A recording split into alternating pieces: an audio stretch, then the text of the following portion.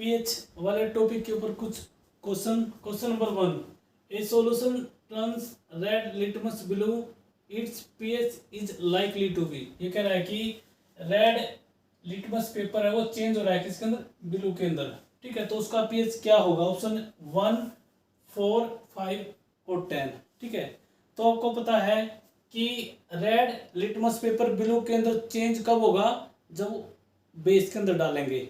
ठीक है, clear. Red litmus paper को जब बेस के अंदर डालेंगे तो तब उसका कलर कैसा होगा, ब्लू।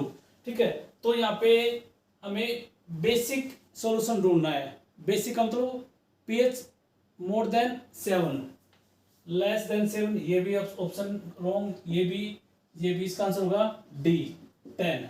ओके, डी इसका आंसर होगा 10।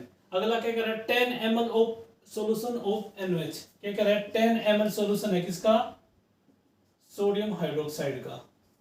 ठीक है, उसको न्यूट्रलाइज करने के लिए, ठीक है, क्या किया है, 8 ml क्या डाला है, HCl डाला है।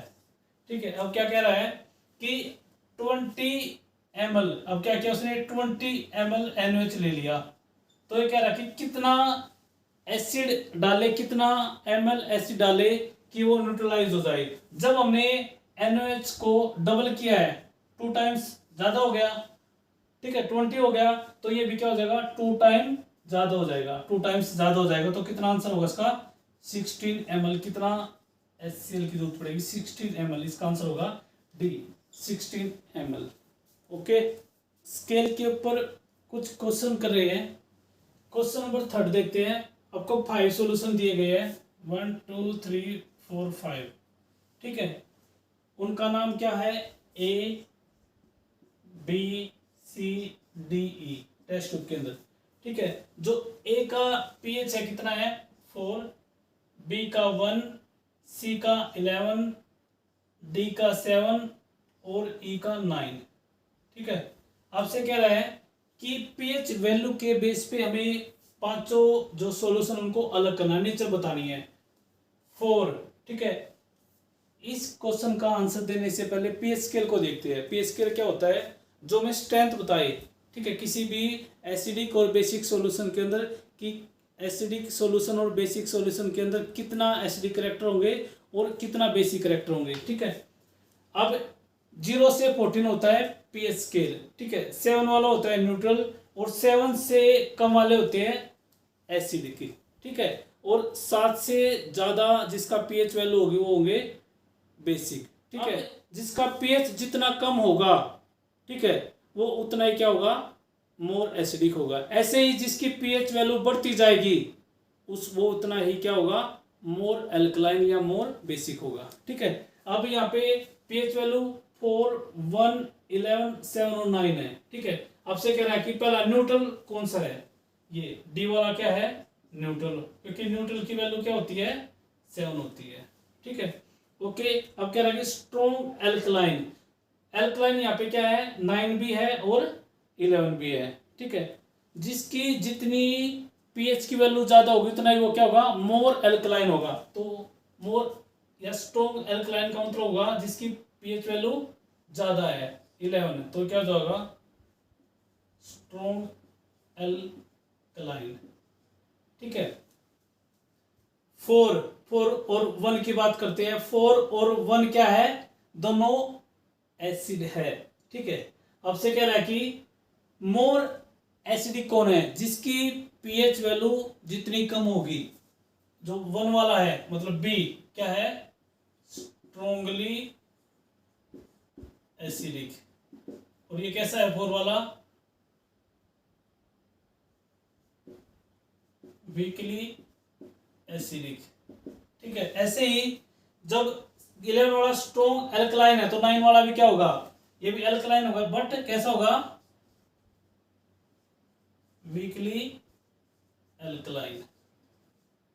ओके, ठीक है, इस तरह हम क्या करेंगे, पीएच के बेस पे हम पांचों जो सॉल्यूशन दिए गए टेस्ट ट्यूब के अंदर उसको क्या कर सकते हैं, आइडेंटिफाई कर सकते हैं। ठीक है, पीएच वैल्यू दी गई है, आपसे ये कह रहा है कि पीएच को अरेंज करना है increasing order of hydrogen ion concentration. ये कह रहा है कि हाइड्रोजन आयन की कंसंट्रेशन के बेस पे जो पीएच की वैल्यू है उसको अरेंज करना है, मतलब जो जितना हाइड्रोजन आयन देगा मतलब वो उतना ही क्या होगा, एसिडिक होगा। ठीक है, तो अरेंज करना है। इसके अंदर जो ज्यादा एसिडिक होगा, जिसका पीएच वैल्यू कम होगा, वो ज्यादा H+ आयन देगा, तो 1।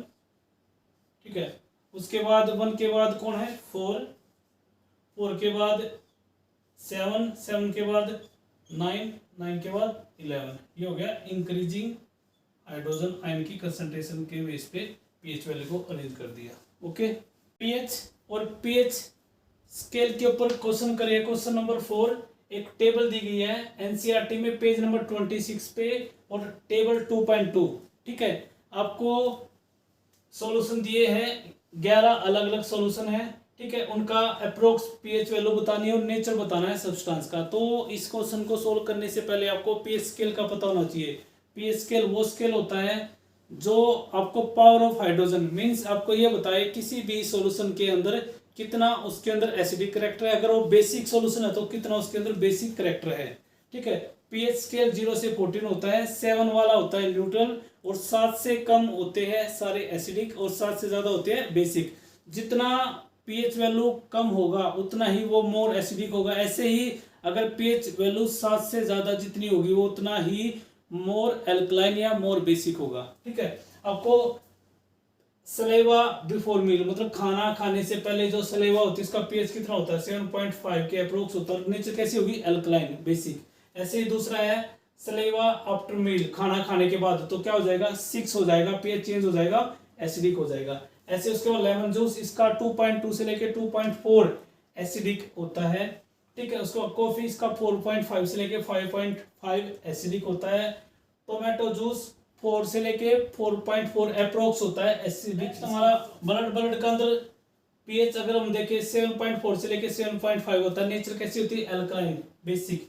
यूरिन 5.5 से लेके 7.5 होता है। ये दोनों एसिड भी हो सकता है, एल्कलाइन भी हो सकता है।